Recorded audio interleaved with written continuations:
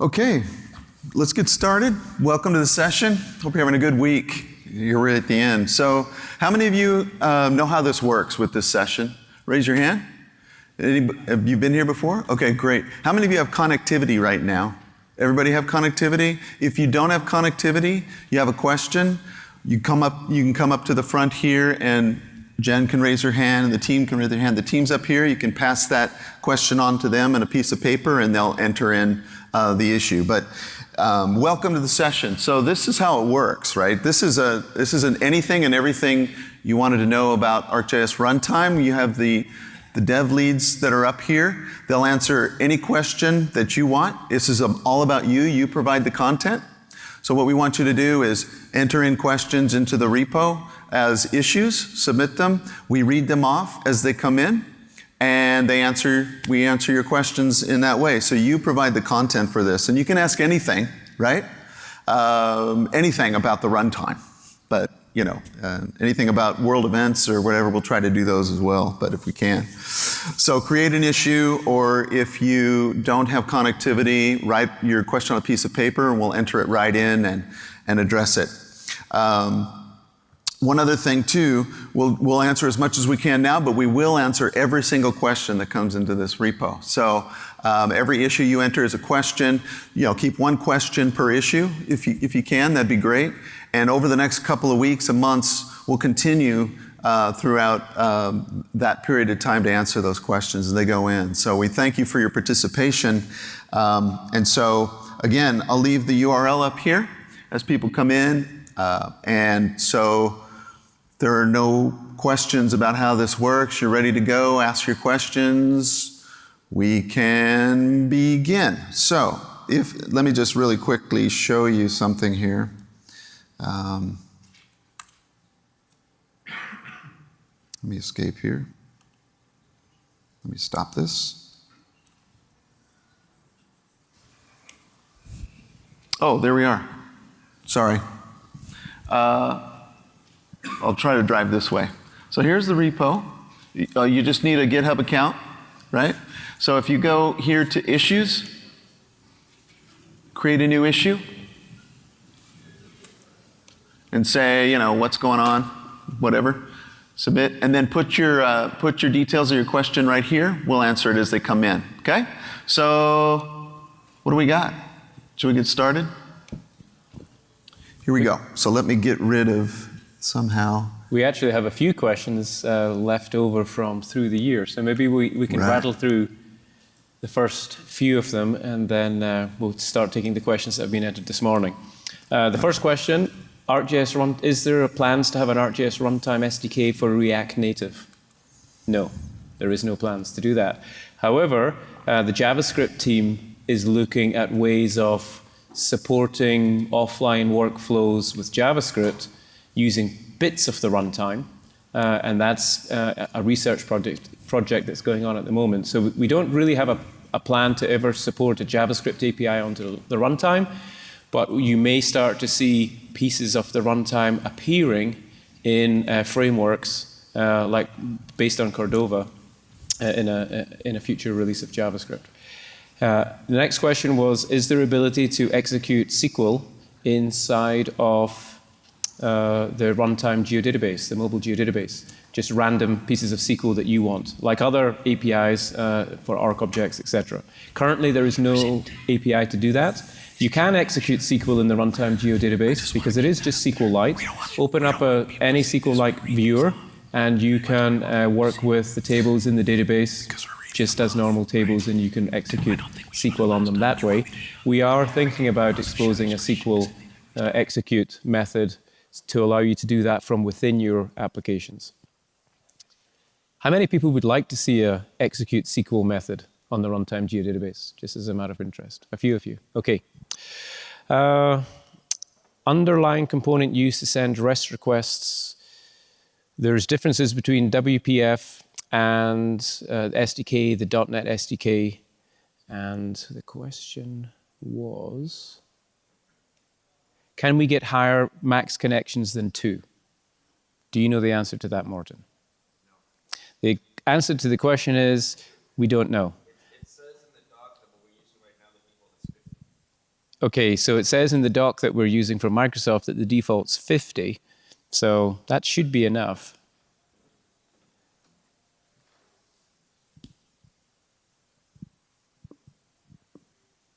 Well, I can repeat what you just repeated, but yeah, 50 is currently what the documentation is saying. But I think the question also asks about whether they could limit or change it with the configuration. That I'm not clear on, because we're using a whole new stack.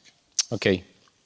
The next question was on event routing layers, which is it possible to get your custom events into the routing layers in a similar way that you could do with ArcObjects? You can obviously add multiple stops into your on your routing layer, but there's no way to actually work with the core routing data itself. That's a data preparation that happens on the desktop. It's packaged and then consumed by the runtime. And then what you can do as a developer is work with stops and barriers on top of the routing layer that has already been created in desktop. Next question was on labeling with vector tiles. How does the labeling work? It was a fairly generic question. Vector tiles are pre-processed, and they're collections of geometry and attributes enough to power the rendering, and they have a lot of the rendering rules already pre-computed and stored in the tile itself. So at draw time, it doesn't, the rendering engine doesn't have to do too much work. It just is able to render the instructions, if you like, that have already been pre-saved in the tile. In the case of labels, there is a little bit of client-side work that goes on, so that when you're rotating the map and things like that, when potentially labels will clash, we will do a little bit of clash detection, but a lot of the labeling properties have already been pre-computed and pushed into the tile. Are there plans to have voice directions inside of the runtime? No, there are no plans to do that. It's not a technical limitation, it's a patent issue. We're not actually allowed to put voice-guided directions into an SDK. We can release voice-guided directions in the terms of an application. We do that with Navigator, but unfortunately, due to patent restrictions, we can't release it to you as developers. Changes, what's this question? Changes to replicas to support new map package functionality. What changes, if any, will be made to server replicas to accommodate the user shareable map packages? Will offline geodatabases still be tracked as replicas? And a follow-on question, will ArcGIS Server be able to generate map packages, or is it just the portal? Justin. I feel I've done enough talking up here. Yeah, but you could answer it still, Euan. I'm pretty sure you know the answers to all of these, right? So, rereading the question. Justin wasn't paying attention. Is that why you picked on me, Euan? Because you knew I wasn't paying attention. So the offline geodatabase, or our mobile geodatabases, are tracked as replicas on the server side, and there's no plans to change any of that. That will stay the same. It's just how our change tracking is managed there. On the second part of it, so there's definitely work happening in other parts of the ArcGIS platform to generate mobile map packages, and we'll definitely be reusing the same format on the portal side to create them. And we may not actually make an MMPK that lives on the portal to download, but we might make all of the parts and have tasks inside of the Runtime API that makes it easy to download them. Back to you, Euan. Okay, thank you, Justin. Very well answered once you read the question. Let's have a look. Metadata in runtime geodatabases. Currently, runtime geodatabases don't seem to store subtype information from the origin database. Is this an option when creating it? If it's already there, how does one gain access to it? I listened to that one. There you go, Justin. Why did you answer that one? So, because the mobile geodatabase follows the web information model, we don't bring the subtypes over directly, but we do bring over types and templates, just like if you were working with your web GIS. So they're there, but it doesn't follow the traditional enterprise geodatabase model. It's following kind of the web GIS patterns. Right, and if you're interested, as we said, the runtime geodatabase is just SQLite. You can open up any SQLite you can get a SQL-like viewer, you can open it up, and you'll see there are system tables that look very similar to many geodatabases, but they don't have all the information that's present, but they also have extra information that's not present in your standard geodatabase. They actually have the full symbology model for the layer, so that because it's really about mirroring the functionality of a feature service, and the information that gets captured in a feature service is captured in the Runtime Geo Database. Question real quick. Each of these answers, they'll be written in each of these issues as we're talking? Says we're not. Okay, good, thanks. Well, it's probably going to be me tonight filling in this. Okay, I feel there's a question here from Morten. .NET Core support. Are there any plans to support .NET Core in the future? Any other platforms that you have plans for? That's a great question. We technically already support .NET Core support with the universal platform, since that's what it's built on. For WPF, we don't, because WPF is not built on .NET Core. But it has a huge effect. He mentioned that Microsoft is moving fast with .NET Core, especially in the ASP.NET space. That's where it's really built in. What we're really more looking at is actually .NET Standard. So for those that are aware of that, it's kind of like the new version of PCL in a way that's supposed to replace PCL. And we're hoping that the version 2.0 that's coming actually looks like it might be a contender for something that could be possible for us. Instead of shipping 4 binaries for Android and for iOS, one for UWP and one for WPF, it could be 1 binary for most of the framework on .NET Standard. However, that might mean we drop support for an older version of .NET Framework and force it to move to 4.6.2. So there's those questions we still have to answer. Can we do that? Can we not? Do we have to do both? Which is still at the research state at this point. But .NET Core is really just the underlying framework that you're building on when you're on UWP. Thanks, Morten. Next question is on geographic transformations. So this is one for Will. I'm excited to see that geographic transformations will be coming to the runtime. Will it support customization of geo transformation methods such as geocentric, NTV2, and NADCON? Okay, I don't know the specifics of those custom methods, but the idea is that we will be able to define geographic transformations when you're working with common things such as working with your map. When you're requesting layers from a service to take offline, you'll be able to pass in the transformation that you want to use for data to go from its source data to your map projection. So you'll be able to use transformations that we define, and you'll also be able to specify your own using WKT strings.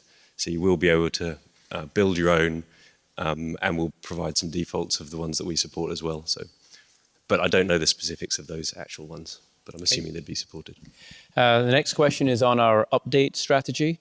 We've delivered version 100, and we know about updates 1 and 2, which don't seem to have breaking changes. Beyond that, can you talk about plans for releases with breaking changes versus releases that some releases will have breaking changes, some releases won't, and basically, what's the plan?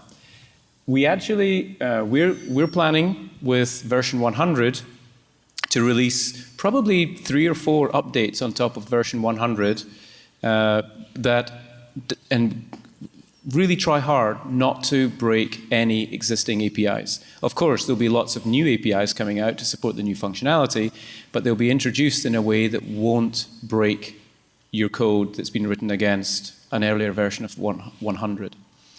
If we anticipate breaking changes, what we want to do is do it in a way that we introduce perhaps a new piece of functionality and start to communicate that an older piece of functionality, an older part of the API is deprecated, and then what you'll see maybe 1 or 2 releases with that deprecated API still in place, and then maybe at a version 200, that's when we would actually remove the API for good, but it would give you several releases to move over to the new piece of functionality. That's ultimately the goal.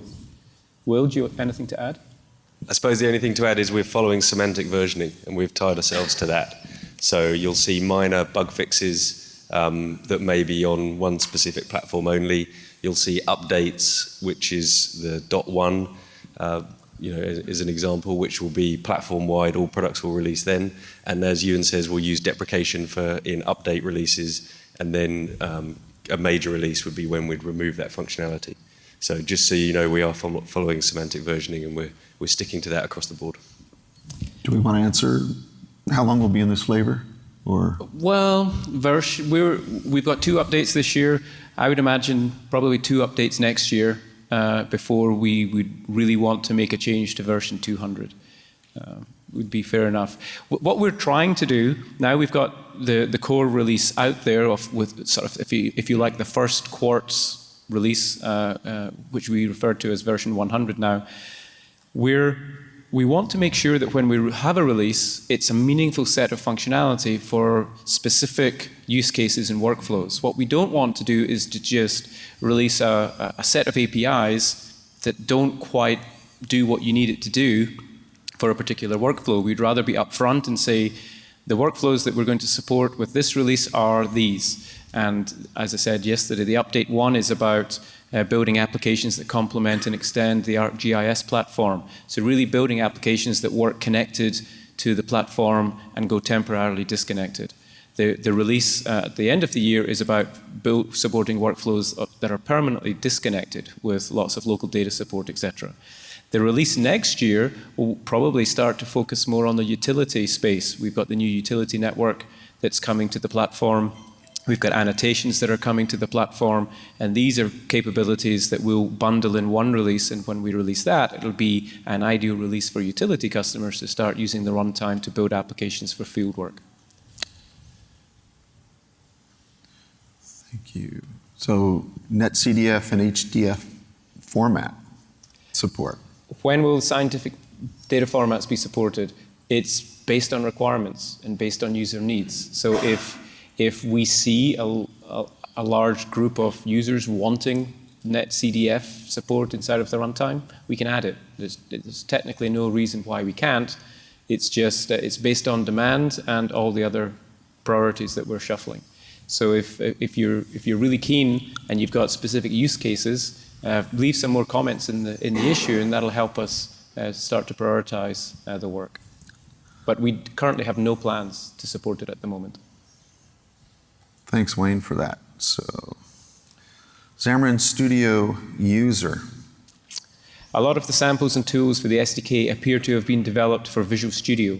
I mainly develop apps for Android and iOS, primarily on my Mac. I'm more comfortable with Xamarin Studio than Visual Studio. I would like to know how many others are mainly using Xamarin Studio rather than Visual Studio, and what are the key things that I'm missing out on by not using Visual Studio? Mike?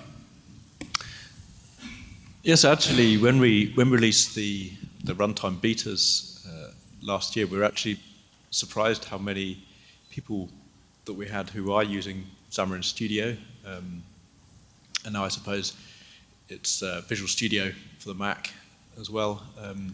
In terms of, from our point of view, from the SDK that we produce, the only thing you'd be missing out on really would be simple project templates that are included currently within a Visual Studio extension. So that V6 doesn't install into Xamarin Studio, it just installs into Visual Studio at the moment. But the NuGet packages that we make available that contain all of the APIs, you can work within Xamarin Studio just as you can within Visual Studio. Otherwise, I'm not aware of kind of the platform differences necessarily between Visual Studio and Xamarin Studio. So there may be, out there in the Xamarin community, there may be other things that people want to see between those outside of the Esri SDKs. All right, thank you. We've got a few questions on this next one. The first one, you're in the room here, so which SDK are you talking about? Where the mouse events are suspended when you go into pan lock mode? Which? .NET. Okay, so when holding a right click in pan locks mouse mode events, mouse events are no longer sent. Morten, is that a bug or a feature? I'm not sure. Well, I'm guessing it's because we're using the event for drag events, and so mouse events generally are bubbled events, but if someone starts handling them, they don't bubble up further. I know, I'm not really sure what, maybe you can come up and see me afterwards and get more details, but We did make some changes for when you have the overlays on your map. There was issues with clicking it, and so what we done is we changed where we listen for those touch events and mouse events, so they don't affect overlays the same way. That solved a lot of problems. So that might be what that second question is, but just come up and see me afterwards and get some details, figure out if it's actually a bug or there's a good reason for it. Okay, and then there was a number of questions to do with KML. Is KML going to be reintroduced because it was in the .NET API at 10.2.7? Yes.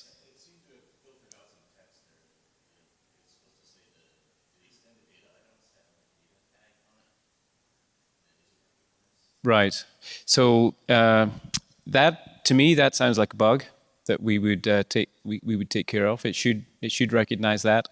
KML will be making a reintroduction to the runtime for update 2, because it's regarded as well as it's a remote data source. If it's on a network link, it's a local data source, and local data sources are targeting update 2.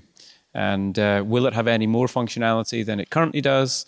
Yes, you'll be able to edit the KML, which is a big step forward. If you're building applications, you can turn the nodes on and off and then save your KML file again. So that's something that we've never supported in any of our desktop clients or mobile clients before. And then the last question here, when moving the mouse in the scene view, a viewpoint changed event is fired. Nothing about the camera has changed. Why is this considered a viewpoint changed event? Adrian. Yeah, it is a bug, and it's in our to-do list. So it's still not fixed right now in our current code base, but it's in our to-do list, and we're aware of that bug. Thanks. Will it get fixed for update 1? It's on the verge of update 1 or update 2, depending on other priorities. Okay, so it might get fixed in update 1. All right. Let's see. We've got to move along here because we're getting quite a lot of questions. Version 100 Beta 1 toolkit for .NET. Is the .NET V100 toolkit on GitHub?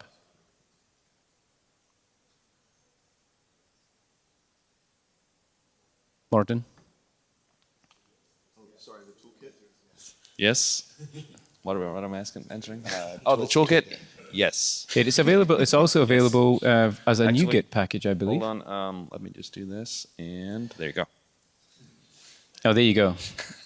The answer is in the question. I typed that fast. Excellent.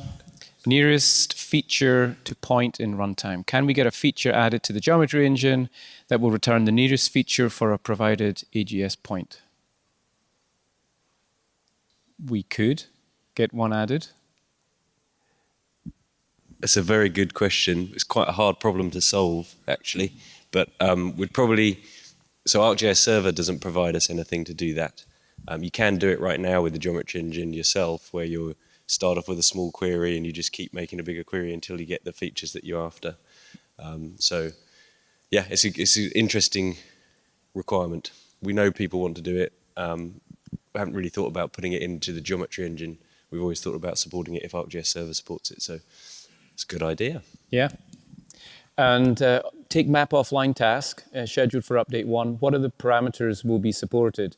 Area of interest, list of layers that could be taken offline, etc. So Justin? the take map offline task, as we've designed it, is to be very, very simple API, and it's to be driven off of the map. So there aren't options to specify which layers you're going to take off, because you've already done that when you authored your map. So the parameters on that task are actually just going to be the extent you want to take offline and the min and max scale. So that will define how many LODs of your tile layers you'll take. So it's going to be a very, very simplified API for this.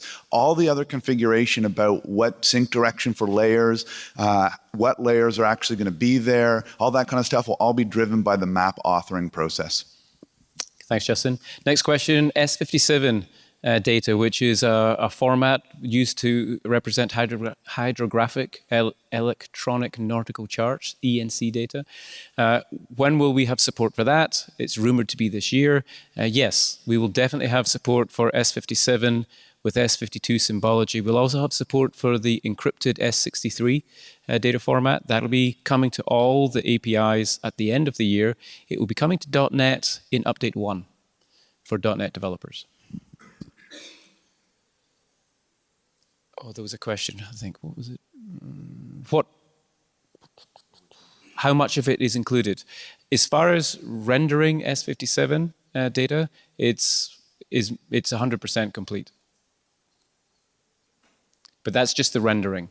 In the Update 1 release, you won't be able to identify any of the features in the S57 data. That'll be coming a subsequent release.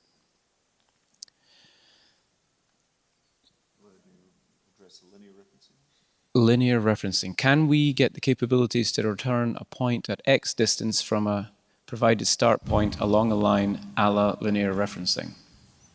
So that'd be events along. We don't have a linear referencing API per se. The geometry engine can allow you to do a lot of geometry queries and manipulation, but it's a case of rolling pretty much a lot on your own. And then Ryan's left a comment here. There's some Swift code for finding a point along a line, which was hand-rolled by Ryan and his team for an internal hackathon. I believe that is referencing. So you can see how you would actually do it using the lower-level geometry libraries. Are there any samples or examples of clustering in the iOS or Android runtime? Will? No, not yet. However, Jeff Jackson from the apps team has built a really interesting app that I'm going to try and persuade him to put the source code out for, which was an iOS app. And you have one? Oh, nice. Oh, recent? I'll let Ryan answer this question. There you go, Ryan. Nick Furness wrote one for iOS, but I believe it's based on the 10.2x API. So could probably be ported to Quartz or to version 100, and he might actually be doing that pretty soon. And where would people get access to that? There's a link up there. there. It's there. Okay, great. Oh yes, I should have refreshed my screen. All right. We are looking at building into the runtime support for clustering of entities, and that'll just be part of a property on a layer to simplify a lot of that. That's probably maybe an update 2 time frame. It's definitely not update 1. We think we can do some work there for update 2, and probably continue on that work next year. GeoDatabase fallback. Can I open my device GeoDatabase in ArcMap or Pro? How to do, and if that's possible, how do I do it? Justin, do you want to answer that one? Yeah. So it's not possible to directly open the mobile geodatabase in either of those products right now. It's definitely something that we're looking at supporting inside of ArcGIS Pro, but we don't have a current timeline of when we'll see that functionality there. The one thing that we do have, though, is, and I'll make sure I find the actual name of it here, there's a geoprocessing tool in ArcMap, and it's called Copy Runtime GDB to File GDB. So there's a tool that actually will go through and pour all of your features from the mobile geodatabase into a file geodatabase, so you can actually access them. But there's no direct editing from desktop. Thanks, Justin. The next question, optimized display for multiple extent changes. How well is the display pipeline optimized if your runtime app submits multiple requests to change the extent or the scale? Does it draw them all, or does it just draw the last one?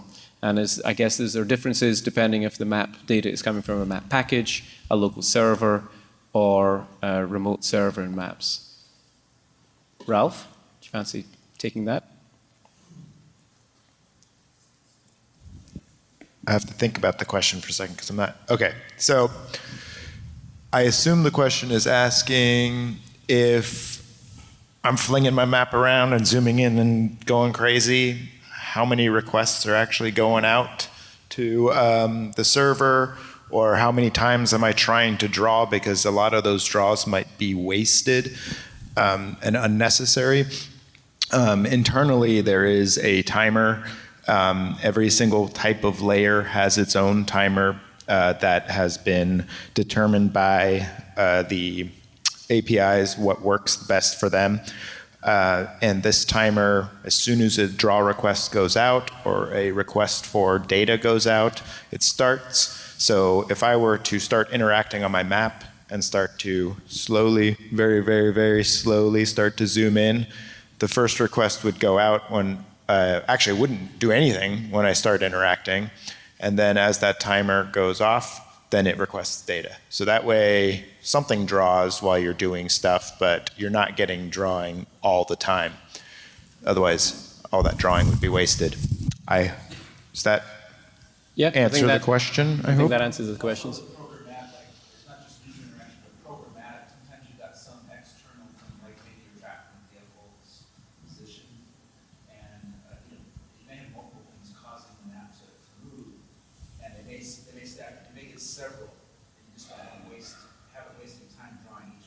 Right. So also, how does it work programmatically? It's the same thing. Like ultimately, any function that you call to pan or zoom the map will leverage these interaction and animation sort of flags, and then the behavior will happen.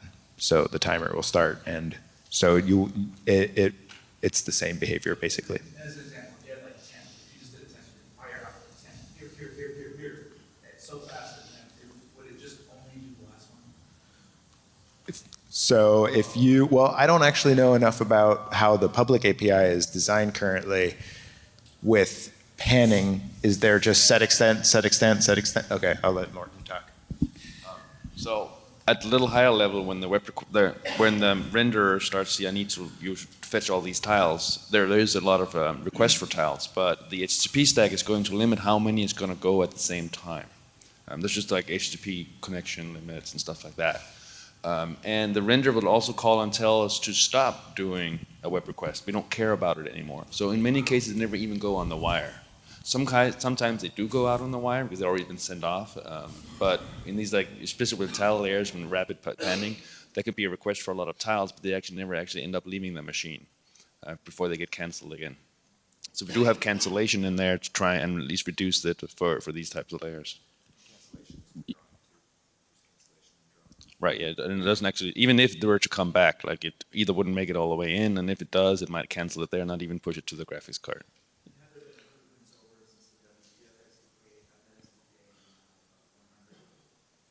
I think we've had that, at least that piece of it has always been there. Yeah, no. The interaction thing has been improved. I'm saying at the request level, that I know for sure. I'm not sure at the render level. That's Ralph to answer. So the short answer is there is optimization, and it happens at various places. It's either the public APIs, because the way that they hook into the native rendering of their application framework, they have to take that into consideration. But ultimately, as Ralph pointed out, down at the core level, we do try and make sure that we don't just respond to every request. We have a little bit of a buffer there based on that timer. And if multiple requests come in during that buffer time, we're only going to deal with the last one. Thanks, Ralph. And Morten for that. Let's see. What's the next question? I see the one that I'd love to see answered, but there is the next one, support for providing multiple vector tile styles for TPK and apply them. Ralph, do you want to... Do you know if there's an opportunity? It's going to be a combination with the authoring of the vector tile package inside of Pro. I mean, maybe I need to pass this off to Will. The only answer I have is that this feature is on the roadmap, but that's the extent of my answer. VTPKs currently only support the default style, and the package structure is such that there's one style inside the VTPK, and that's the only ones that's supported. The thing that's on the roadmap right now is the ability to export vector tiles from a vector tile service. That is in development, and the design for that is in progress to work out how to export a vector tile package that does not just include the default style. So some way of being able to say, right, well, I want these tiles, but I want to use this custom style that I've uploaded as an item over here. How do we burn that into the VTPK? So right now, I think the way that it will go is that we'll support exporting vector tiles with a custom style, but it will still only support one style for now in the VTPK. That will probably be the first iteration of that, and then in the future iteration, we'll be supporting multiple styles inside of ETPK. Okay, great. The other thing that's coming to the developer's website is a vector tile restyling editor. And you'll be able to connect to a vector tile set, you'll be able to see its default style, you'll get some nice tools in the GUI, in the web, to restyle it, and then you'll be able to save that new style back as an item online so that when you can apply that to your vector tile set. So, and that doesn't duplicate the data, it just overwrites the style, allows you to overwrite the style of the vector tile. So that'll be coming to the developers' website sometime later this year, hopefully before the user conference. Next question. This is my favorite question, by the way, so far. This is my favorite question. I like this a lot. Yeah, this is what I'm looking forward to. What are the top 5 features of Engine that will never make it to the runtime? Well, it depends on what you regard as the top 5 features. Geometric networks. There's a good example. Geometric networks in their form that you work with them in ArcGIS Engine will never come to the runtime. But the new utility network will replace geometric networks. So you'll get all of that functionality that you're used to do network tracing, etc., on utility networks. That's coming to the runtime next year. Another example is your cadastral fabric as you currently work with it in the Geo Database. In its current form, it's never coming to the runtime, but the new parcel fabric, which will be a parcel fabric that's supported across the entire platform, that will be coming to the runtime. Another example would be annotations. Today you have your annotations, feature linked or standalone annotations, and if you know anything about annotations, it serializes ARC objects in the actual annotation. Well, that's never coming to the runtime because we don't use ARC objects, but we are bringing annotations to the runtime. And when we bring them to the runtime, JavaScript developers will get annotations, feature-linked annotations, and so will ArcGIS Pro. So a lot of the concepts that are very popular in the ARC objects, ARC map, ArcGIS engine space are going to, as a concept, come across to the runtime, but we're doing it in a way that just doesn't bring it to the runtime. We'll do it in a way that brings it to the platform, so JavaScript developers get access to these things as well as native developers. And so it's kind of a tough question. What other?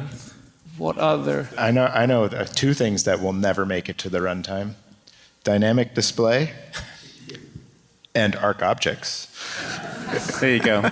And dynamic display, obviously, the dynamic display was an attempt to put dynamic display on top of our older display pipe. The runtime's display is inherently dynamic in the way that it renders. It's a completely different architecture. Feature class extensions. Thanks, Rex. You're feeding me them here now. Feature class extensions, will they come to the runtime? No, they won't be in the runtime. Because again, they're implemented as serialized ARC objects, and you've got to have DLLs on your machine, and how do you distribute it, etc. We're looking at simplifying the data model to make it more pervasive in the platform, but also to make it perform better. Because every time you add custom code to your GeoDatabase, it has a tendency to slow things down. Direct Connect is another popular engine feature. That's at least I wish the people in the front row would be quiet. Yeah. And we could have a whole session on this one ourselves, and we will probably at some point. Direct Connect, there are currently no plans to support it on all the different platforms. Direct Connect is supported if you use the local server on desktop platforms. Right. But it's not supported on the mobile platforms at all. And there are currently no plans to add that functionality. The idea there is if you've got data that's sitting in an SDE database and you were typically using Direct Connect to get to it, we really want you to put a feature service on the front of it, and then it can be accessed from any of our client technology, not just the heavier weight desktop clients. And again, these detailed questions will go into the issue here, so we'll follow up after the session too. So the next question is archiving API. Question about that. I don't believe it is visible in runtime currently, but would be interested in having the archiving history visible so I can show users change history. I've done this in the past. Justin? Yes. So it's in, we're just trying to figure out what the answer is. So it's definitely inside of our mobile geodatabase because that's how we do all of our change tracking. It is not currently accessible today at all. And in the near future, we don't have a plan to support an API on top of that on the mobile side. It's something we could definitely take feedback on and add if there's a need for it, but definitely nothing in update 1 or 2.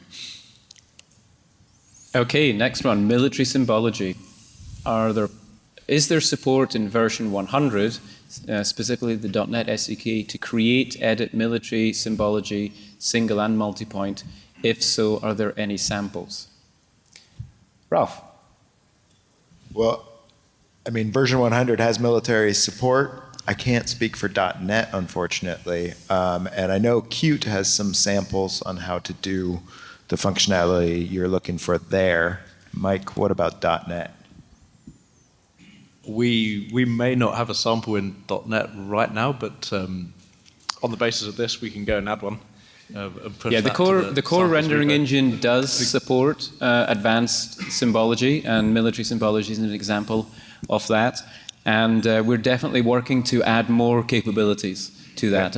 At the moment, the way that the rendering works, it uses a style set that's been pre-authored with the symbol components, and then the rendering engine pulls out these symbol components, composes the symbol, and then draws it. At version 100, there's no real way to edit that style set. It's one that we've created and ships with the product, and you can use it. At a later date, maybe even update 1, but definitely update 2 across the board, we'll support you creating your own custom style sets inside of ArcGIS Pro, because it's got a beautiful symbol editor there. You'll be able to create a mobile style set, you'll be able to author your symbols, and then you'll be able to deploy that style set with your applications and then configure the renderer to use your custom symbols. And that'll also allow us, that mechanism will allow us to provide custom military symbology where you can take what started off as a MIL2525D symbol and maybe just make a few annotations because you want to create a custom one. So you'll be able to do that later on this year.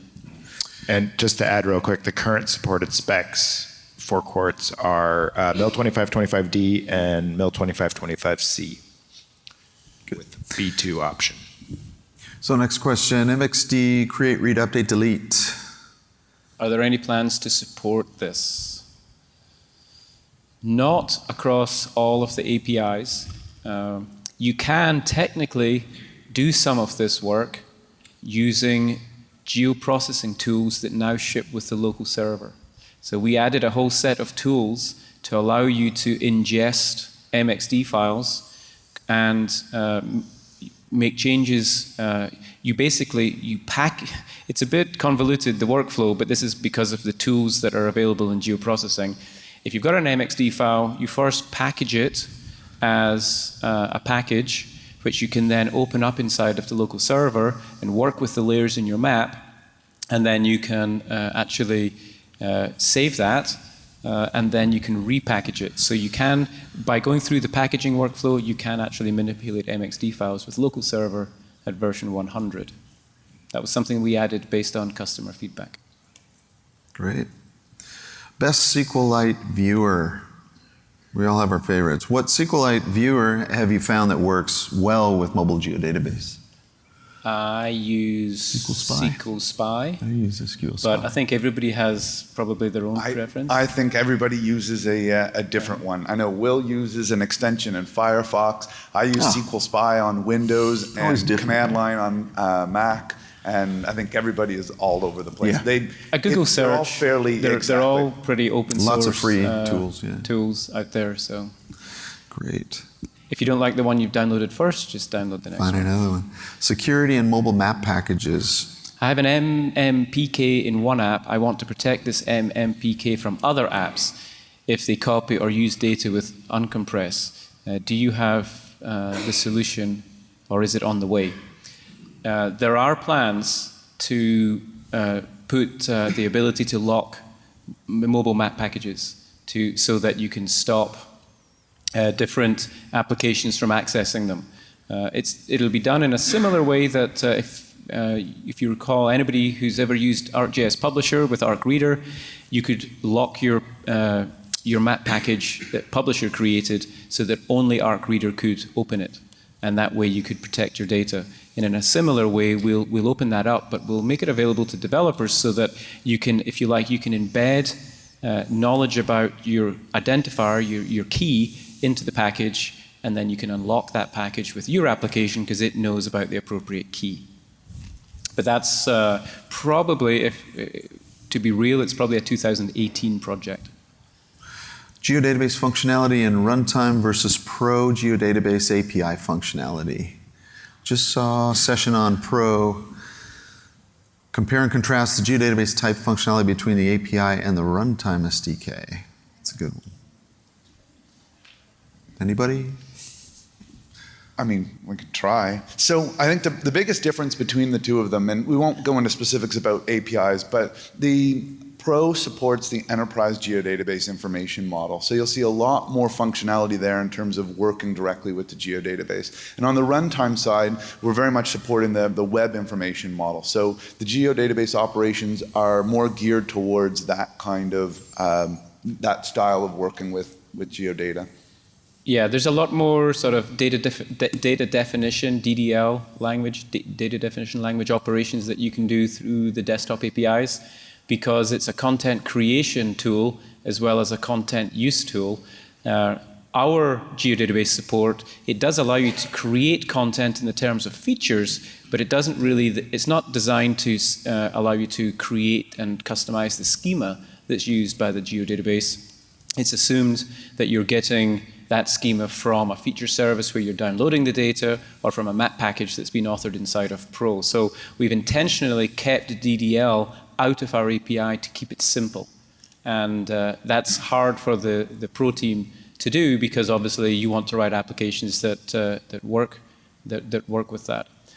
We did do an interesting design exercise with the Pro guys to rethink about our database APIs moving forward, because we wanted to make sure that the APIs weren't drastically different. And it was an opportunity with the Pro .NET API and our Runtime API to try and get some synchronicity where it's appropriate. So that was kind of an interesting exercise we did about 2 years ago. Yeah, it was about 2 years ago. Yeah, and it kind of defined the basis of our GeoDatabase API. We've moved on a little bit since then, but the intention was very good. Any updates? Here's a possible update to 10.2.5. Possible updates for 10.2.5 for token referrer bug. Bug fixes are... What platform is that? Quickly. Bug fixes that's for iOS, is it? Okay. Sorry? I was just saying, what product platform is that for? Apparently it's for iOS, yeah. Bug fixes are entertained because 10.2.5 is supported. We understand and we appreciate that you've got solutions that are currently deployed in the field and you're having to support them. And it's unrealistic to move immediately over to Quartz or the version 100 and start building your solutions and releasing them very quickly. So there'll be a period of time where we will support both 10.2x as well as version 100. In fact, Eric, what is the official support statement? Official support statement is that when we moved in November 21st to release version 100, we moved our 10.2x versions into a new support that goes 2 years of extended, starting at that point, and 1 year of mature support. So extended support means we entertain, as Euan said, bug fixes and enhancement, or not enhancements, but bug fixes and patches. No platform certification though. And then mature means you get support for another year. So we've extended the 10.2x support to give you enough time for the next 3 years to migrate your applications to version 100. So we don't have any planned releases for 10.2x. However, if there's issues that you're running into, then we'll entertain doing a patch or a hotfix to address specific problems. So continue to work with support and log these issues, and we can always take them on if we feel that a bug fix is required. Right. The next question is map service portal item and layer type. This is a great question. because everybody on the runtime team a few years ago were asking the very same question. How on earth do I know what type of layer to create when I connect to a map service? Because, for instance, in the web map, there used to be no layer type specified. So all you got was a URL, and it was create the layer. Not the ideal situation. Fortunately, the web map does have a layer type now, and it makes our job a lot easier. Will, do you want to talk any more about this? It's something we've talked about. We've talked about an API that allows you to pass in a portal item and the map that you want to add it to, and we'll figure out the best layer type to give you. I think we thought about. Yeah, we've had a bit of design discussions on it. I can't remember if it's in for update 1. Can't remember if we've finished the design, but it's definitely something we've been talking about because we can see its usefulness for sure. This is great. These are great questions coming in. Something about add, suspend, redraw, view. Yeah, that's an interesting enhancement, actually. As an ArcObjects developer, I've definitely used suspend and redraw at certain times during an application development. So it's basically, I just want to turn off drawing for a period of time and then turn it back on and force a refresh. Good suggestion. Yeah, good one. Time-based layer support. I suspect that's when is it coming, right? Will, do you want to answer this one? Yeah, time. Good times. Yes, so it's not going to make it for update 1, but it is something we've got planned for update 2, basically. We've got the design for it. It's just something we want to roll across. Because when we do add time support, it's not just at the layer level. We need to add it at the map level. There's various bits of support that we want to make sure we do in its entirety before you say we support time. So, but yeah, update 2 is what we're currently looking for. Yep, the next question is, are there any current plans to support GeoPDF as a data format inside of the runtime? There are no current plans to support that. But again, if you've got sort of specific use cases and you could always add some more information to the issue to give us a bit more context, then you see it as being a nice thing to have in there. And here's a question about documentation for Xamarin, version 100. Any plan to update? And there's an answer already. Boom. It's already been updated several times since release. Did you want the microphone to elaborate on that, Morten? I was just going to add to that to say we're planning a review of all of our API reference. We'll break it down in some way by namespace or something in between the team, just to make sure that we've got really good coverage across all of the types. And that would be in the time frame for update 1. Cool. So we have about 7 more minutes. Did you want? Yep, directly create runtime geodatabases and define schema, etc. Are there any plans to do that? No, there are not. Currently we don't have any plans to augment our API for these DDL operations. You can stage templatized databases, if you like, that you've pre-authored in Pro, and they're just empty, but they've basically got some predefined sort of table definitions that you could then use within your application to kind of bootstrap. But there's no plans to add that. All right. It's something we've talked about quite a lot. We have. Schema. Oh, go ahead. Sorry. Is there more to that? No, we've talked about it a lot. We talked about it, and we're still talking. There about are no it? plans. Or no, we're good. Okay. So schema changes for runtime GeoDatabase replicas. Is that adjusted? Oh, this looks like a good one for Justin.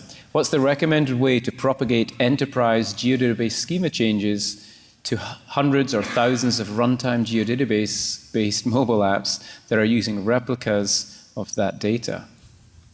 Don't make them in the first place. That was going to be my answer. Yeah, unfortunately, that's not how it works out sometimes, or usually.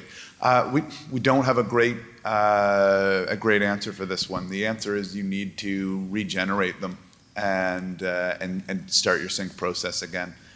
We don't push individual schema changes down to outstanding mobile geodatabases. So yeah, getting the data models for your workflows right and getting the flow of data right can make a difference. And we did a couple of sessions this week on working online and offline with maps and editing online and offline. And quite a few questions came up at the end about, is there ways to optimize the amount of data that goes backwards and forwards? One of the things you can do is really separate the data that's changing from the data that isn't. Don't allow it all to be in one database, and we're passing lots of redundancy backwards and forwards. If the data's not changing, once you've pushed it to a machine, it can stay there for a while before it gets like a base map update or a refresh. Only push the operational data, the data that you want your users editing, using that sort of very common sync mechanism where you might be syncing every single day. And in that case, if your schema changes, it isn't such a heavyweight operation of updating 1,000 devices with lots and lots of content. All you're doing is pushing the lighter weight operational data. It doesn't always work based on your workflows, but you've got to really think hard about the data models that you're using to support your offline workflows to make sure they're as efficient as possible. Yeah, and just one more thing to add to that. We've seen some customers who will actually, depending on what the schema changes are, actually stand up another feature service. So you'll leave the existing one there so you can make sure you can always get all your outstanding changes back in to the backing enterprise geodatabase, but then have another feature service that has the changes that is set up parallel to it. So you can sync everything back in and then create off the new one to make sure you don't have orphaned replicas living out and not able to get their changes in. All right. Cool. We've hit the limit so far. Any final question? We got 5 minutes. Yeah, we're at the end of the presentation. Time for questions. Yeah. And again, this will be a continual thing. This meeting here is really a kickoff to this process. So you still have access to this. We don't shut it down. If you want to add more responses, you want to add more detail to each of these issues and questions that you submitted, we check these all the time, and we'll respond throughout the next weeks and months, right? Yeah. Or weeks. Yeah. Eric checks them all the time. So this is great. We really appreciate your input here, and this is a way we collaborate with you in building the product and getting it in the direction that meets your needs. So it's a great session for us because just seeing the questions that you're asking really helps us fine-tune our thinking on what it is that we need to be thinking about building sort of beyond 2017. Our plans for 2017 are pretty set, and the team is executing them right now. But beyond 2017, it's pretty much a blank slate. We've got lots of capabilities that we could add, and it's only talking to you at conferences like this and doing various other outreach activities that we get the validation that we're making the right decisions. So thank you for coming. Hopefully you found it informative, enjoyable. Thanks. Great, thank you.